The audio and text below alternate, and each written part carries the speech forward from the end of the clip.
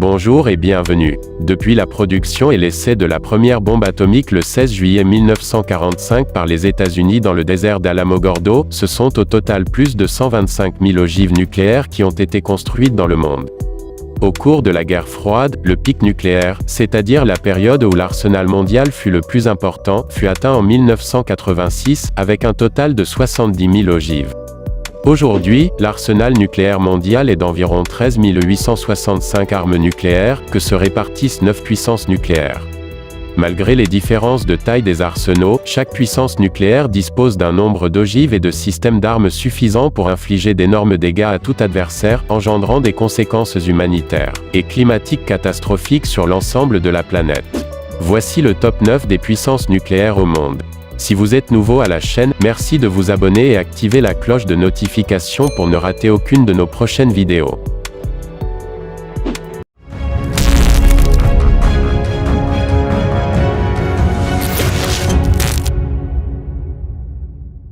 Qui aurait pensé au début du siècle voir la création d'une nouvelle puissance nucléaire, seulement 8 ans après l'officialisation des puissances indiennes et pakistanaises.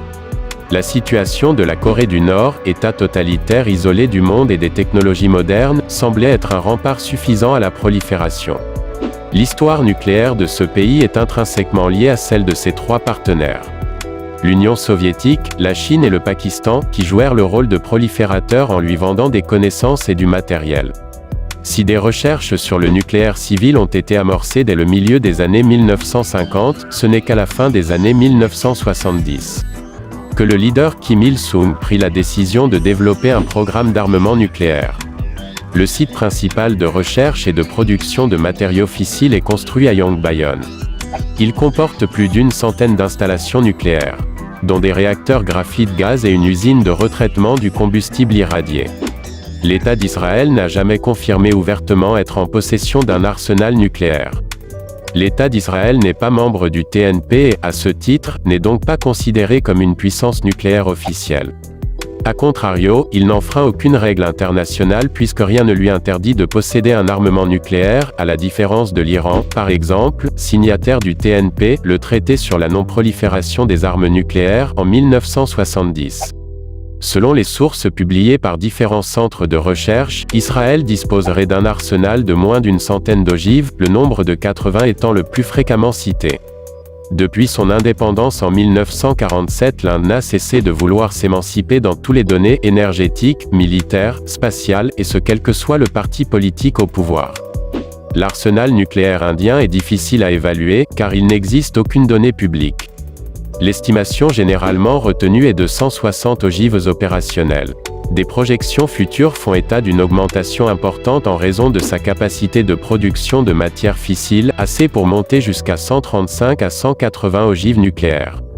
Peu de temps après la défaite humiliante subie face à l'Inde en 1971, Zulfikar Ali Bhutto, président du Pakistan, lance un programme de recherche nucléaire et annonce « Notre peuple aura sa bombe islamique, même s'il lui faut manger de l'herbe pour la financer ». 40 années plus tard, le Pakistan dispose d'un arsenal nucléaire, acquis avec l'aide de la France. Paris lui fournira ainsi dans le plus grand secret une usine de retraitement de combustible irradié en 1976. La Chine apportera son aide sur les plans d'une bombe et la Corée du Nord des plans de missiles. Cette force est passée de 70 à près de 110 ogives en une dizaine d'années, puis de 150 à 160 entre 2011 et 2019, démontrant une forte capacité de production de matières fissiles. Ce nombre pourrait atteindre entre 220 et 250 d'ici à 2025, soit une capacité nucléaire supérieure à celle du géant indien. Islamabad n'a jamais caché qu'en cas d'attaque conventionnelle, son arsenal pourrait être utilisé en premier. L'origine du programme nucléaire chinois se trouve dans les fondements de la création de la République populaire de Chine, RPC. Sous Mao Tse-tung, la force nucléaire devait répondre à la volonté d'être une grande puissance mondiale, dont la souveraineté et l'indépendance ne pourraient jamais être remises en cause. Aujourd'hui, la Chine dispose d'une triade nucléaire en pleine expansion, missiles, bombardiers stratégiques, SNLE, et la question se pose de savoir si sa doctrine va devenir plus offensive dans la prochaine décennie, malgré une politique de dissuasion minimale et de politique de non-emploi. La Chine est en effet la seule puissance nucléaire officielle qui augmente la taille de son arsenal et à ne pas avoir procédé à des mesures Unilatéral de désarmement. La dimension exacte de son arsenal est difficile à estimer, mais généralement celui-ci est évalué à 260 armes nucléaires déployées, sachant que la taille de la réserve reste inconnue. Après avoir acquis le statut de puissance nucléaire en 1952, Londres décide de passer un accord avec Washington pour pérenniser sa force nucléaire. Connu sous le nom de 1958 Agreement Act, ce document assura au Royaume-Uni le transfert de technologies militaires nucléaires et la possibilité de tester ses armes sur le principal site américain du Nevada. Cet accord est encore aujourd'hui en vigueur, les États-Unis fournissant aux Britanniques les moyens techniques, missiles et scientifiques, plan des ogives de la bombe. La deuxième particularité de l'arsenal nucléaire du Royaume-Uni est qu'il est le plus petit des arsenaux des puissances nucléaires, avec moins de 160 ogives nucléaires opérationnelles pour un arsenal global de 225 ogives.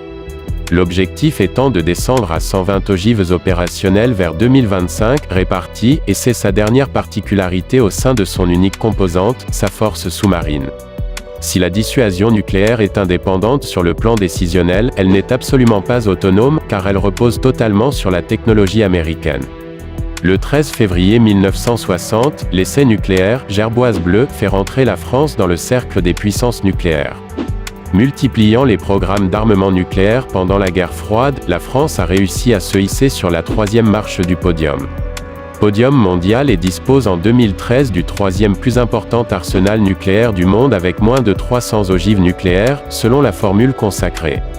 Depuis l'abandon de la composante terrestre en 1996, missile du plateau d'Albion. La force de dissuasion nucléaire de la France repose sur deux vecteurs, des sous-marins capables de lancer des missiles balistiques, c'est la force océanique stratégique, et des bombardiers porteurs de missiles de croisière, c'est la force aérienne stratégique. Au début des années 1990, l'arsenal des États-Unis était estimé à 22 000 armes nucléaires. Les différents traités bilatéraux de désarmement conclus avec la Russie ont permis, 25 ans plus tard, sa réduction de près de 60%.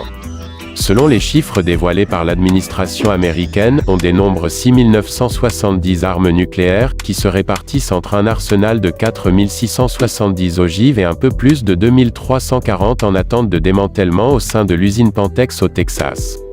Le nombre d'ogives opérationnelles, c'est-à-dire qui sont armées sur les bases et missiles et prêtes à l'emploi, est de 1930. Le reste, 2740, est en réserve. Ainsi, depuis 1945, les États-Unis ont fabriqué un total de 66 500 ogives et 59 400 ont été démantelées. Depuis 1949, l'Union soviétique et la Russie ont produit quelques 55 000 ogives nucléaires. La Russie est au milieu d'une transformation majeure de son arsenal impliquant une diminution de la quantité de son armement et de ses systèmes pour privilégier un arsenal plus moderne. La Russie ne publie que très peu d'informations sur la taille de son arsenal. Mais sur la base des déclarations faites par des responsables russes, cet arsenal est évalué à 7 800 ogives, qui se répartissent entre 1 800 ogives stratégiques. Un arsenal plus moderne. Déployé au sein des bases militaires, ce nombre ayant augmenté de 200 en quelques années et 700 en réserve, plus près de 2000 ogives tactiques. À cela se rajoutent 2800 ogives en attente de démantèlement.